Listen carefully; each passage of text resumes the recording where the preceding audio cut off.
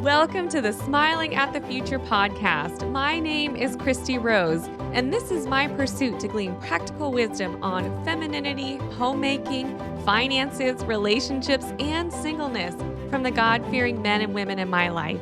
Hope you enjoy this journey with me as we learn to smile at the future. Hi, friends. I want to start out today by thanking you if you are financially supporting this podcast effort. That has been a major reason that it is still in existence after 5+ years of being on the air.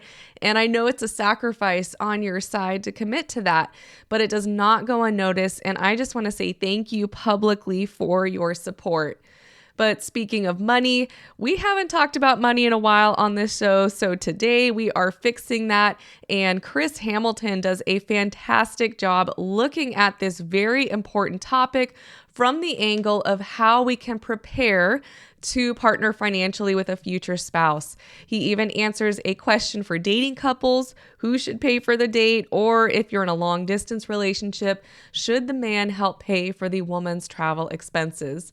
So without further ado, here is my conversation with Chris Hamilton. I'm deeply grateful, Chris Hamilton, for your continued support by being a guest on so many of my episodes. It's rare to find someone who has wisdom on such a variety of topics. We've covered relationships, decision-making, seeking counsel, honoring your parents. And today we are branching out to another topic that you have an expertise in, which is finances. So I'm going to let you just introduce yourself to the listeners who are tuning in for the first time, and would love if you could also share why the topic of money is of particular interest to you. Yeah, thank you for having me back. I always marvel that you ask me. It's such an honor, and I hear from people all over this country and even a foreign country recently that listen to your podcast. So I have a heightened sense of my need to be accurate and careful. There's a lot of people listening to this. Christy and I know each other from our church. I go to Grace Community Church. I serve as an elder there. Ann and I have been going, I've been going there since, about 55 years ago. There was a new pastor there named John MacArthur, and I was in first grade. So I've been around there a long time. Money, I guess, is of particular interest to me because that's what I deal with all day long. Or most of the day. I am what's called a forensic accountant. I'm a certified public accountant, a certified fraud examiner, and a certified valuation analyst. All that means is I have these certifications, and I use accounting in a unique environment, and that is in litigation. So I'm an expert witness quite a bit, or usually preparing for moving towards 12 to 15 trials at a time, and those unfold as they unfold. So that's what I do for a living. And in my spare time, of course, very involved at my church. And Ann and I have 3 daughters, 8 grandchildren so far, and all of that keeps us busy. Well, you're great at stewarding your time and clearly have gifting with money. And you've given talks at our church on money and stewardship before. Different talks during our Sundays in July sessions that we have. And I'm going to link those in the show notes if the listeners want to hear more from you on that. But today we have a unique angle for this audience. And so this was something actually I read in a book that just kind of got my thoughts going down this track of, what is it like to, when you marry someone, partner financially, and to do that well? And how do you adjust to that? So I'm looking forward to hearing your thoughts. But we do want to lay our biblical foundation. So with our first question here, why does God address money so often in his word? And what passages have guided your view of money?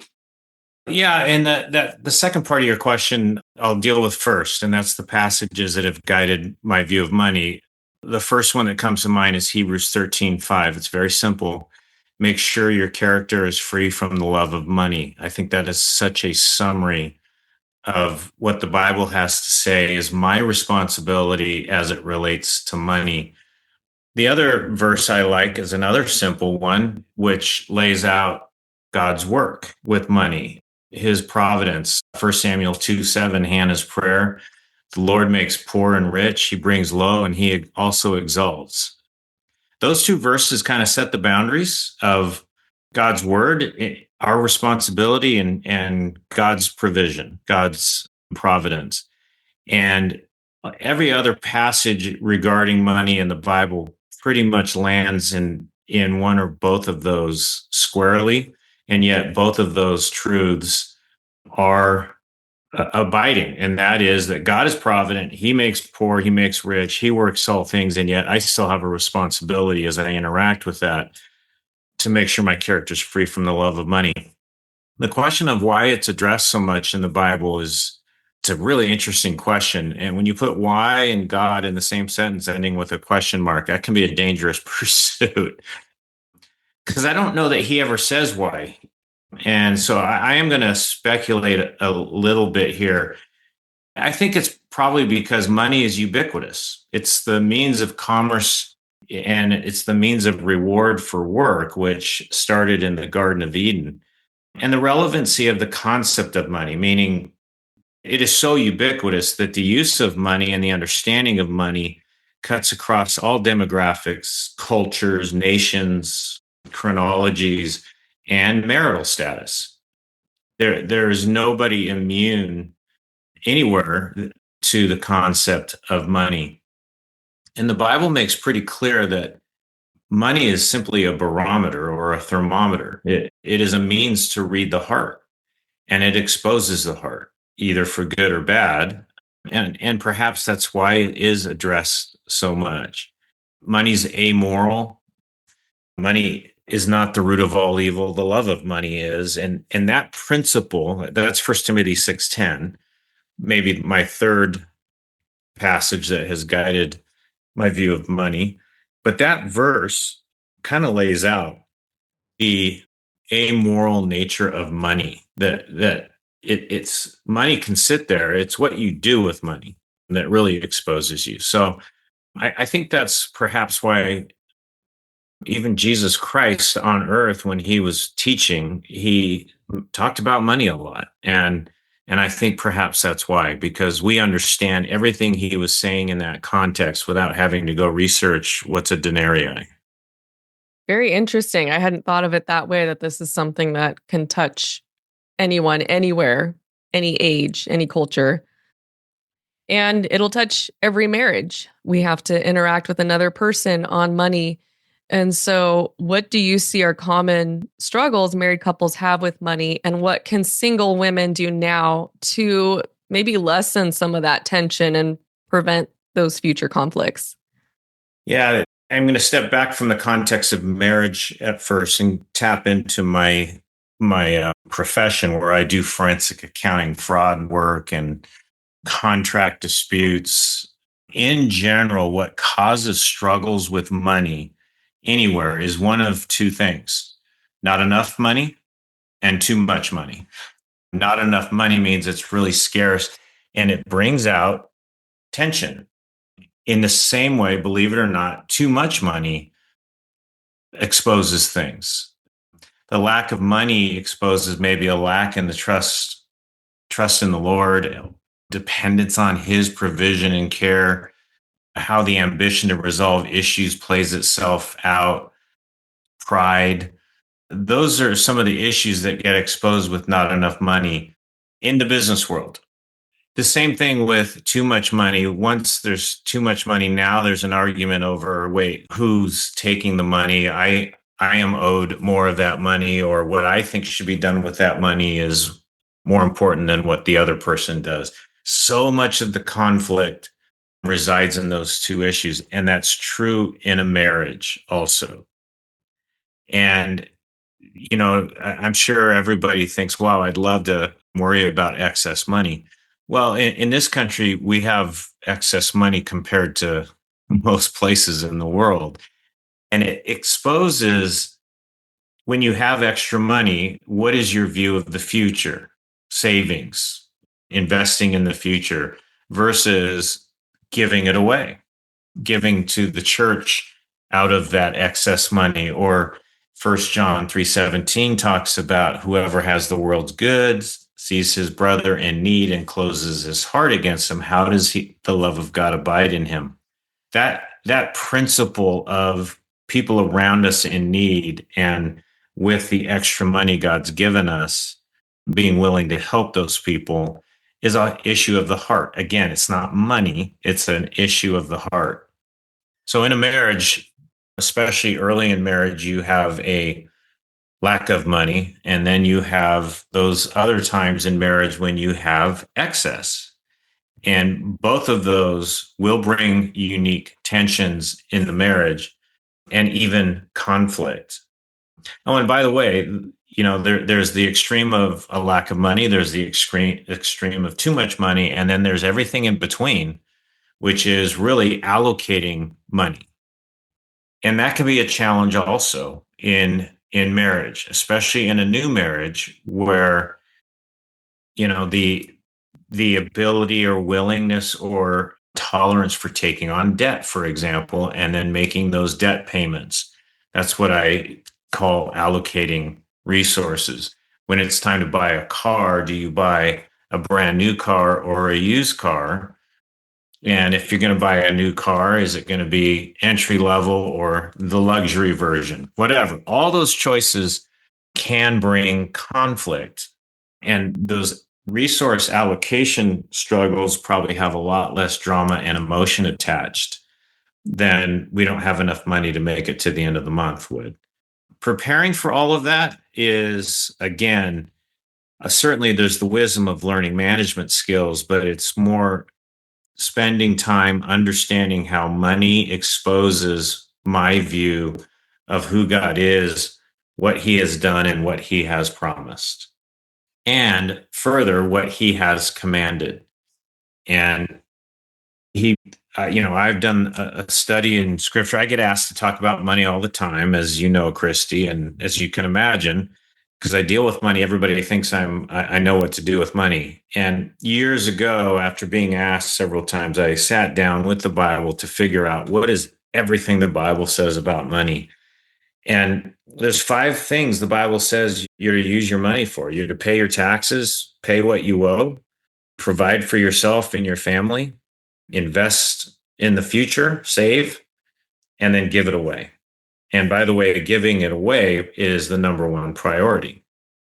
So obedience to do with money what God says I should be doing with the money is the discipline and that you can learn now to prevent future conflicts and prepare for future marriage. That's all balanced with remembering the providence of God. And I go back to those 2 verses. So I need to make sure my character is free from the love of money. And I need to always remember that the Lord makes rich and the Lord makes poor. Good truth to be reminded of. And one thing I've been thinking about often as I'm just wanting to prepare my mind and heart for whatever financial shift I could encounter when I get married is learning to live on less. And maybe you don't have to do it now, but start practicing. Can you swap out certain things for the cheaper option? Can you, for females, we spend a lot on, the personal care side. Can you learn to cut your own hair, dye your own hair? I do all those things. I kind of during COVID learned how to do that for myself. And I saved so much money just swapping out and learning skills. So, I mean, if you marry someone who's in ministry, you may have to go down a few notches in what you're accustomed to. And that maybe segues well into the next question here of for a woman who's used to making all of her own financial decisions and now entering marriage and having to partner and then submit to a man in that area, what attitude should she have in that process of submitting to her husband's leadership in this area? Yeah, and I think the single mindset and the married mindset is the same. And this just follows from what you just said, the disciplines that you're exercising and how to prepare for marriage. And the biggest thing, the mindset that doesn't change is obedience.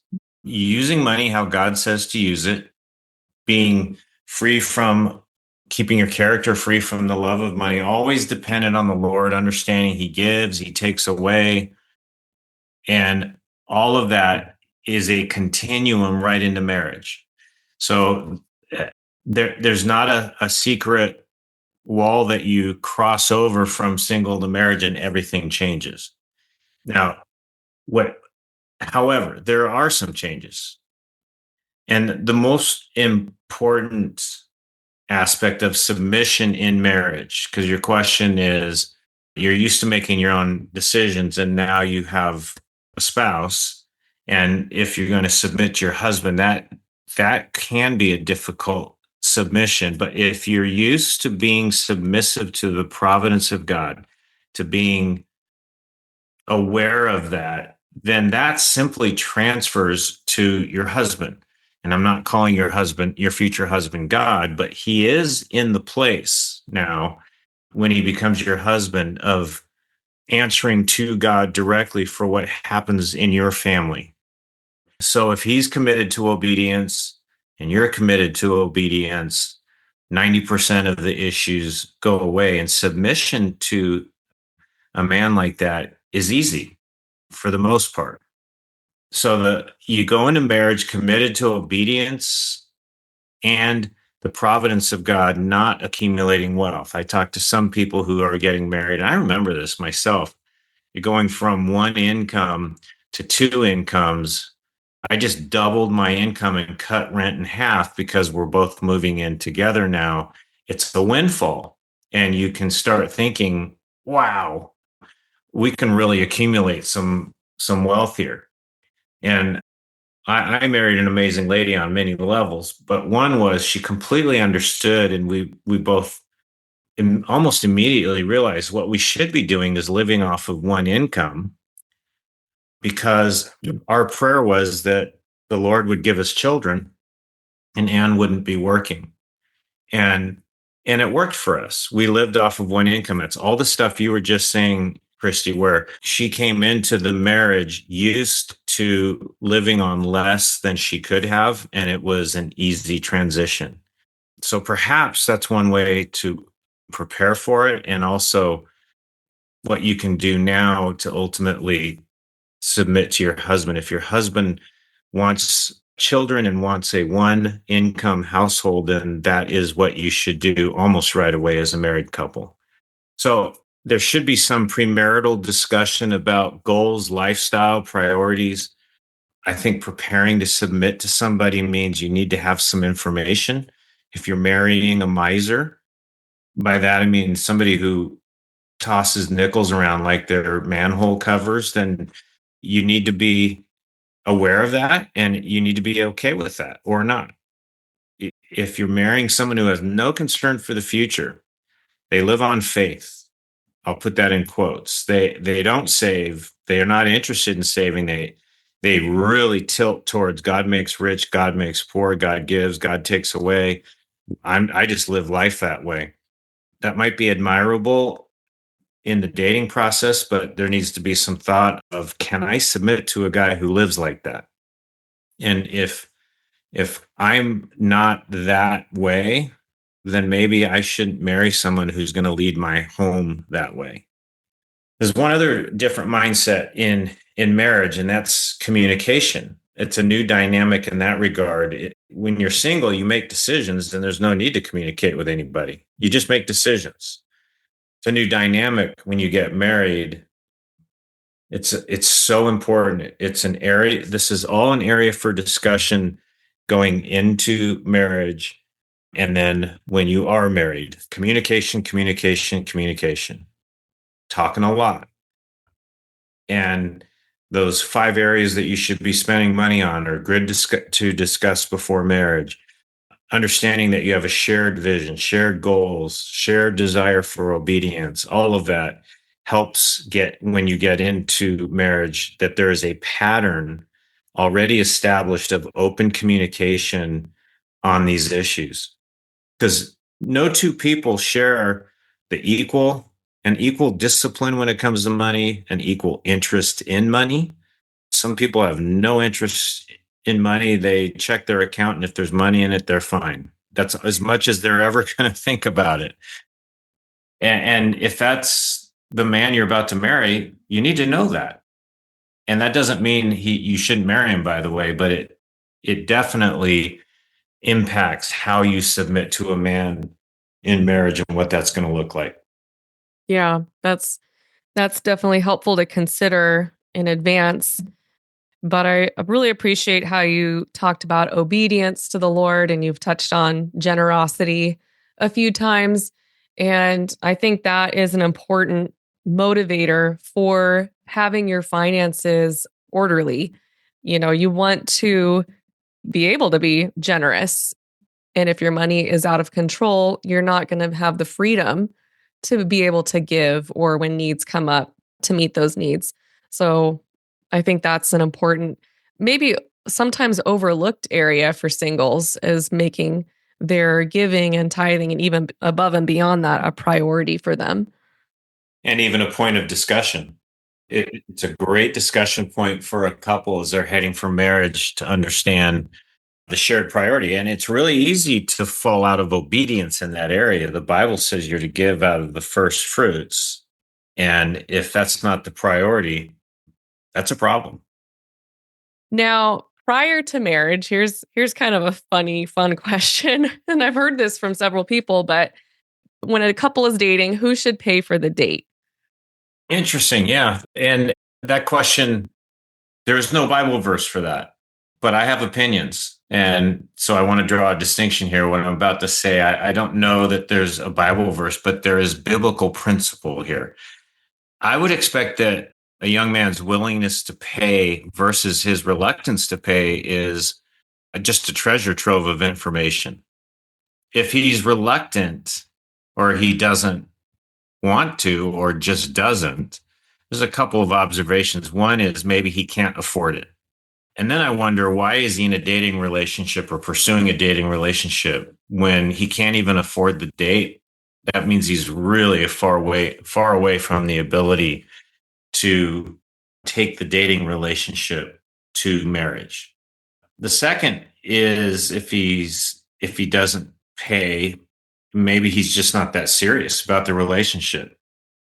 And there's a message there. The third thing is, I'm going back now to what I used to tell my daughters. The third thing is, he may not see himself as a provider, and it may just be ignorance, basically. And these are general rules. My first off the shelf response to this. And of course, there's some likely exceptions, although I don't know that there's very many. That principle in 1 Timothy 5:8 of providing for yourself and your family correlates, and I always say it rhymes, with Genesis 2, the created order in the garden, that the husband is to be a worker to provide for his wife and his family. And to fail in that makes him worse than an unbeliever. It says in 1 Timothy 5:8, he's denied the faith. I would think that a young lady needs confidence in that understanding by him, confidence in him that he has that understanding before things move along too far. So the question of who should pay for the date, maybe I make it more heavy than it should be, but that's my observation about that issue. Well, it's funny. I was watching some Charlie Kirk videos this week, as I think so many people have after his passing and just his interviews. But I did hear him say something to this point where he said he would never let a woman pay for the date. And he said it wouldn't be worth the honor he would lose. He would wash dishes or go into debt or do what he had to do. But I appreciated his strong stance on that and just seeing it as an honor issue. But one other interesting, if I was talking to an audience of men, I would have given a bit of a different answer, and it would have been pretty simple: man up. And I can't imagine ever asking a woman out and not assuming that you're going to pay for it. So I agree with Charlie, but I also know that dating is It's a different world than when I was doing it 40 years ago. And, the economics and things have changed. And I want to have some grace from the young lady's perspective that there may be some opening here where he's not a guy to run away from. One thing I think that us women need to be mindful of is be appreciative when the man pays for a date or an outing. I think we can go in with the expectation he's going to pay, and then maybe that would keep us from offering our thanks. But don't ever have that mindset of demanding that, but always be sure to offer your thanks for when they pay. One interesting aspect with our dating culture now is that because of online dating, there's a lot more travel involved. And I've been in this position multiple times where I've been getting to know someone in a different state. And so I'm buying plane tickets and making trips out there. And that becomes a bigger investment. So, in a situation like that, is there maybe an understanding that the man would help cover some of that cost? Or, I mean, it's way more than a date, it's a bigger financial commitment. But yeah, just curious if you have any thoughts on that. Yeah. So obviously, dating is different than marriage. And I just want to say that up front on this question. But if it's serious enough to be investing in traveling like that, I would expect the young man, and this is parallel to what we just talked about. I would expect to see the young man at least offer to pay to demonstrate his understanding of the principle and his ability to make it happen if need be. Again, if a young man is interested in a young lady in another state and he has not considered the cost of that, then I don't know why he would be pursuing it. It to me, it says a lot about him. And again, I'm being careful here because I don't want to destroy young men that I haven't met. But I just think it's a lack of seriousness. And if I or any young man I know or were advising was ever to do something like that, and you're right, it is a new phenomenon, unheard of when I was dating 40 years ago, but I just can't imagine ever asking somebody to fly to me and not saying I'm going to pay for it. So again, I don't have a Bible verse. I have a principle, which is honoring women, honoring the relationship, honoring what I think is the goal of that relationship. And if the goal of the travel is to further the goal of the relationship, which is dating, which ultimately is marriage, then I should be prepared to invest in that and honor marriage and honor a woman in that way. Now, I totally understand, by the way, especially at first, the young lady might be way more comfortable paying herself because there might be, I'm not sure if he's going to sense that I'm obliged to him if I let him pay, all of those issues. It's not wrong for the young lady to say no or to go into it saying, I am going to pay. And that's why I emphasize he should at least be communicating his willingness to. Yeah, no, I think that's really key. And I know for myself, there's the man offered to help pay for the lodging or the rental car, or and most of the men that I got to know, they came and visited me first and they took on the expense of that trip and were willing to take the lead on that. So I appreciated that. But now in marriage, is there a principle for who should handle the money? Is it a headship issue or a giftedness issue? Well, it's interesting. I've been asked this before, and I actually did some reading to see is there something in the Bible on this one. And what I found was there seems to be more anecdotal evidence in the Bible of a woman handling the household finances than a man, which surprised me.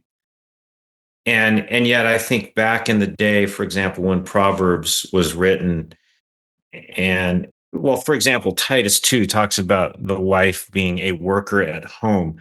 The implication of that in that culture, in that economy, was that she had to have been handling the money because it was very common for the man to be gone long stretches of time. They couldn't jump on the freeway at the end of the day and get home at 5:30 every day. So there was a lot of traveling. So there's an implication there. I think of Proverbs 31, the excellent wife, I think it's verse 14. She is like merchant ships bringing her food from afar. That speaks to commerce, to buying food from afar, meaning, and that was very different than today where we do that on Amazon. But she's handling all of that. Verse 16 of Proverbs 31, she considers a field and buys it. And from her earnings, she plants a vineyard. That speaks to her direct interaction with not just money, but the wealth of the family. She's creating wealth and she's managing all of that. The implication in that verse is that she bought the field and it's generating income. So it must be rental, let's call it rental property. And then from the earnings of that property, she's planting a vineyard, which will also provide income. But the implication is that she's spending money to maintain it, to generate that income, all of that. Verse 24 of Proverbs 31, she makes linen garments and sells them and supplies belts to the tradesmen. This is a picture of a woman in the home. And by the way, this is not prescriptive at all. This is descriptive. So it's describing in scripture an excellent woman who is handling the money at home, basically. So I think whoever handles the household finances, the man or the woman, the principles don't change. And I think you said, is it a matter of giftedness? Yes. I think it's really not wise to have the husband handle the money if he doesn't know how to handle money, or doesn't want to, especially if his wife does know how to handle money and is good at it. So it is an issue of giftedness, but the principle that the man must provide for himself and his family, and that he is primarily responsible for that, and that the decisions that are made regarding the allocation of money ultimately is his responsibility. That does not change. Whoever handles the money, but it's under the headship always, and the mature, gentle, gracious guidance of biblical truths as represented by the husband. Ann and I have been married almost 38 years. There's 2 times in our marriage when she handled our money. One was when I thought she had more time than me. And boy, was I wrong. I'd never been home with 3 kids before. Another time was when our money was really tight and I wanted her to understand better than I could explain kind of the situation we were in. Well, I was wrong. She didn't need to handle the money to understand that. All I did was frustrate her. So I just needed to be the family accountant and handle the money. And in our marriage, we had some very lean years. We lost it all twice. One was a supernatural or a natural event, an earthquake. Another time was a really bad business decision that my partners and I made, and it cost us. But through all of that, we had a partnership. And I think that's the important principle: is whoever's handling the money, there is a partnership. There is communication, like I've already talked about. We had a rule in our house that neither of us would spend more than $100 without informing the other one first. And in today's world, $100 is nothing, I guess. And it wasn't, I was asking her permission or she was asking my permission. It was, we wanted to make sure we're communicating. And it was just super helpful because it kept both of us in that process, and it was a partnership. And I think that's the main thing. Sharing in money, planning, and responsibilities together brings you both together into the range of visibility where you can see what God is doing and the impact of what God's doing. If you leave all of that just to the person who's tasked with handling the money, you're missing out. So, even today, I think I've probably talked to you about this, Christy, in a previous episode, but the 39-cent boxes of mac and cheese that was all we could afford. And we that's what we fed our children for dinner many, many, many nights. And we look back on that, we laugh today, and yet we both went through that together, not just experientially, but we talked about it at the time, experienced it together, and we even today we reflect back on what God did and has done since then. And I think that's the goal of handling money in a marriage. It's not for one person to do so the other person doesn't have to think about it. It's one person does it because they have maybe some skills, but you both have to be involved in that process. Yeah, that is such a great point on why you want to have shared responsibility in this, because that allows the other spouse to be a part of seeing God's work and blessing through your finances. So, generally speaking, would you say that there are differences in how men and women think about and interact with money? Yeah, again, I don't think so. I mean, they do think about money differently, perhaps, but not because they're men and women. But there is one way in thinking about this. There's a biblical principle that we've talked about that the husband may not pay all the bills or make all the money decisions, but he answers for them.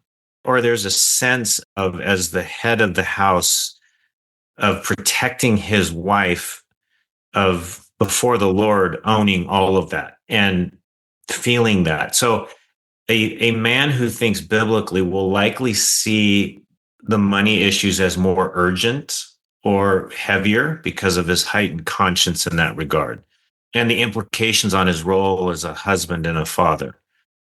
He'll feel the burden, if you will, more of that responsibility. When a man who thinks that way is married to a biblical woman, she or who thinks biblically, she might recognize and feel that burden differently. For example, we laugh about it to this day. In fact, my wife will say this occasionally when a decision is made where she's not fully on board, she gets pretty quick to the place where she goes, you know what? You can make whatever decision you want. You answer to God on that. And we laugh about it. And that's kind of code for, okay, we need to have more conversation.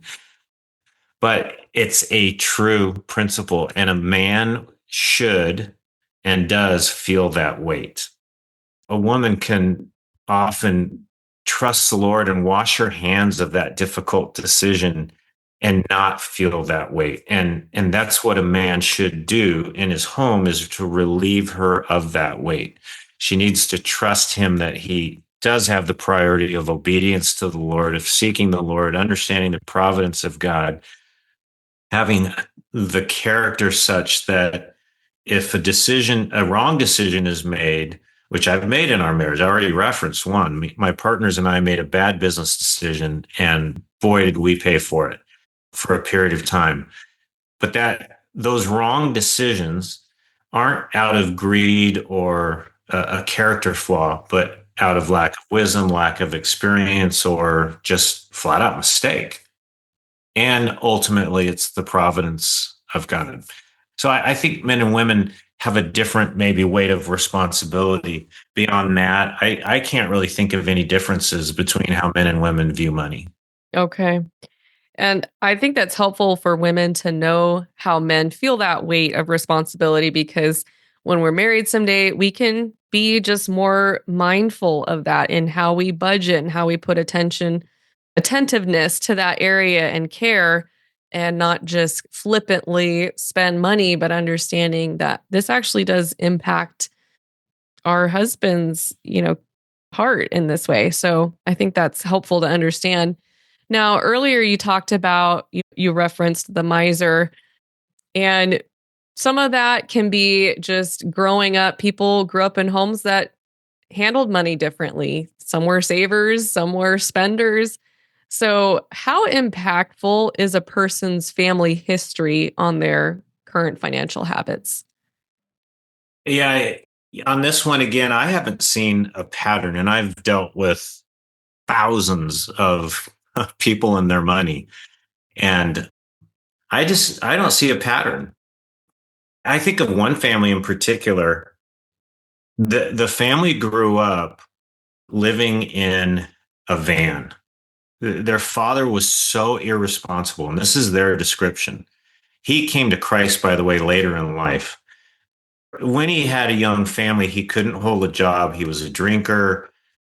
The mom held that family together, but to do that, they literally lived in a rickety old van on the side of the road, and they never knew where they were staying the next night. Okay, so that's a dramatic example. And what came out of that family were siblings that viewed money completely different. I mean, uh, one one was hyper disciplined, and the other extreme was one, as much as he hated the childhood, he ended up in the same lifestyle because he ultimately figured, hey, I survived. I did okay. Maybe I don't need to worry about the future. So, but all that to say, I don't want to toss it all out. Training in financial discipline as a child usually results in financial discipline as in an adult. And that's why the Bible says that we are to train our children, teach our children. But the burden on the parent, there is no promise, I guess, that that's going to result in a child who adopts all of that and lives accordingly. Usually, I've seen poverty in youth results in children coming out of that growing up with a preoccupation with money and avoiding poverty. That's reasonable, but that's not always the case. And the great thing is, a negative family history, a family history like the illustration I gave, the grace of God breaks the cycle of visiting the sins of the father on their children. And that's the main thing to keep in mind. What has happened in somebody's family history is no license to repeat that sin, nor is it a sentence that you must repeat that sin or those bad habits. The grace of God breaks all of that. And when you think, and I guess I'm focusing here on the negative aspects of that question a little bit, but there's a few reasons or causes of bad money management. You have bad habits or a lack of discipline. You have ignorance of how to handle money, and that could be caused by family. There's foolishness. Some Bible makes clear that if I'm a fool, that's my fault. That's nobody else's fault. That's just me. And then there's sin.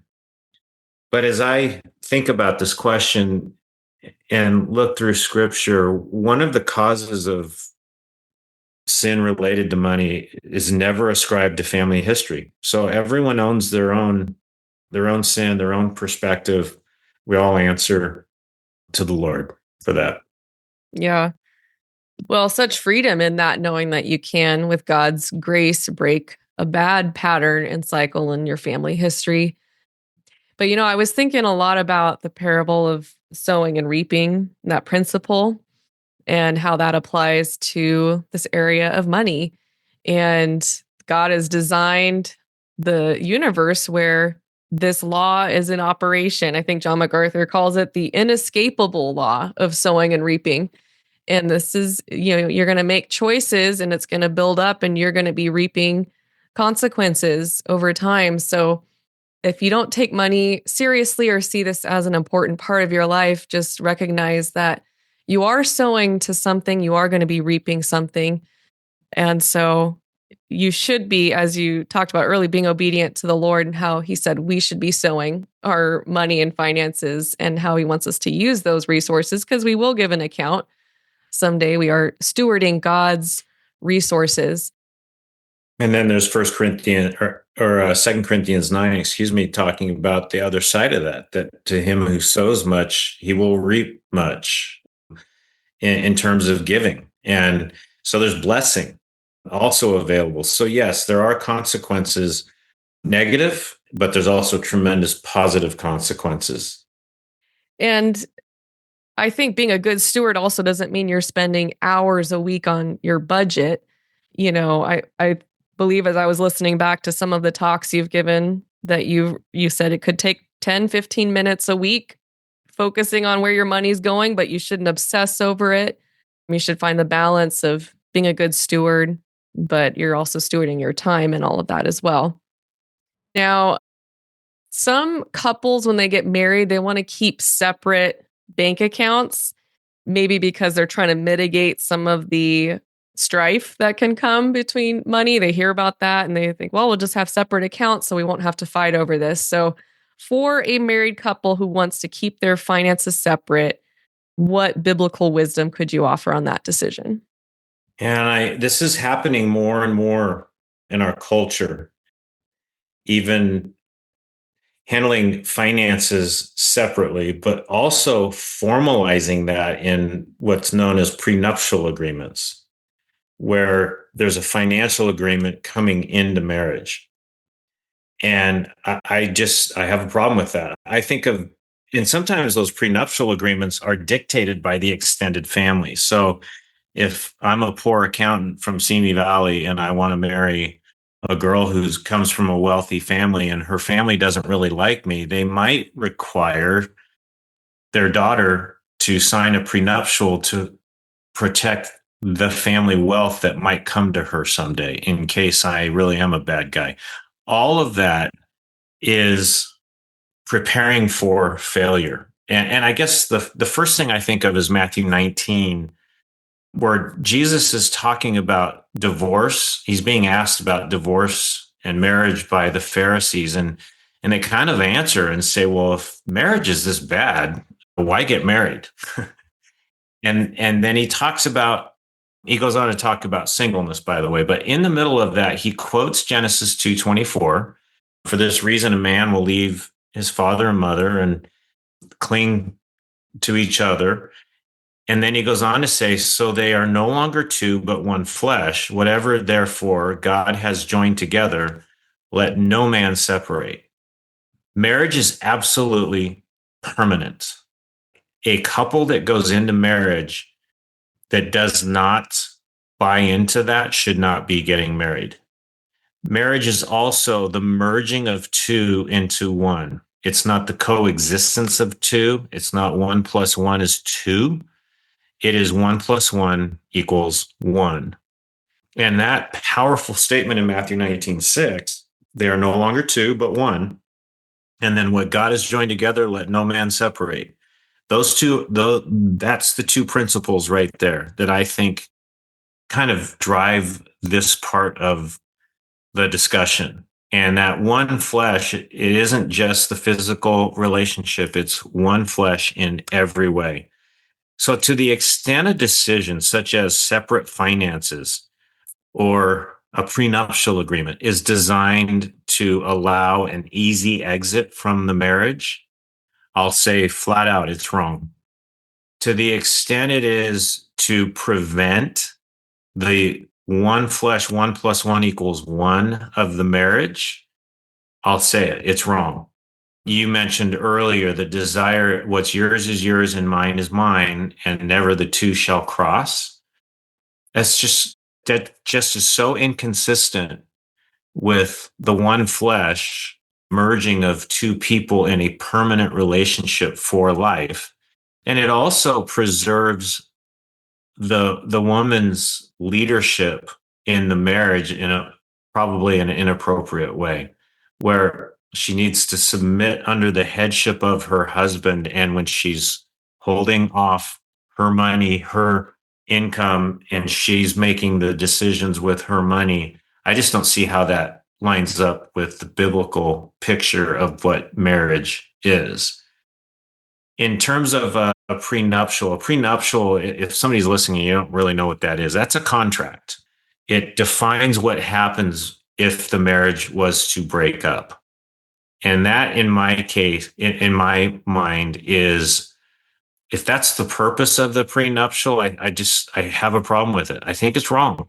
I think you're planning to end something that God says, no, nothing and nobody should separate. It is for life. And the parents sometimes imposing this, I look at that as there are people planning to separate this marriage. And I think that's a bad influence. I just think it's a problem. Are there situations where a prenuptial or that kind of arrangement might make sense? I suppose. I don't think I've seen one yet. And I just have so much respect for young people who have been through that, and they've wrestled with Genesis 2:24 and Matthew 19:6, and they come to the conclusion that they're going to refuse to plan the end of their marriage, a marriage that God sees as permanent. Yeah. So helpful to think about it from that perspective. Dave Ramsey, I have a Dave Ramsey quote here. He says, if you can't trust your spouse with money, you've got a marriage issue, not a math issue. Yeah, if you can't let go of control of your money to your potential spouse, you're not ready for a marriage, in my opinion. Even if it's not an issue of not trusting that person, you may not know that person well enough to trust them. But guess what? That's the cliff's edge of singleness to marriage. You hold hands and you walk down the aisle, and then you jump off that cliff into life together. It is maybe the greatest act of human faith there is outside of trusting in Jesus Christ, walking down that aisle with someone you just don't know. I didn't know Anne as well as I do today, obviously. Fortunately, she didn't know me real well either, and I convinced her to walk down the aisle, and I'm grateful. But if you're not in a place where you're willing to do that, and if I didn't trust Anne with my life, much less my dollars, then that would mean I wasn't ready for marriage. Yeah, powerful. Well, Chris, this has been so encouraging, helpful, convicting for any of us who need to just put a little more purposeful thought into our finances and shore up some loose spending and some bad habits. I think this will help us to start walking in that direction again. So thank you for shepherding us in this very practical area of our lives. And I just appreciate your time so much. It's such a gift to all of us. Christy, it's always fun to be with you. So, and I hope this is helpful to whoever the Lord has for to hear this.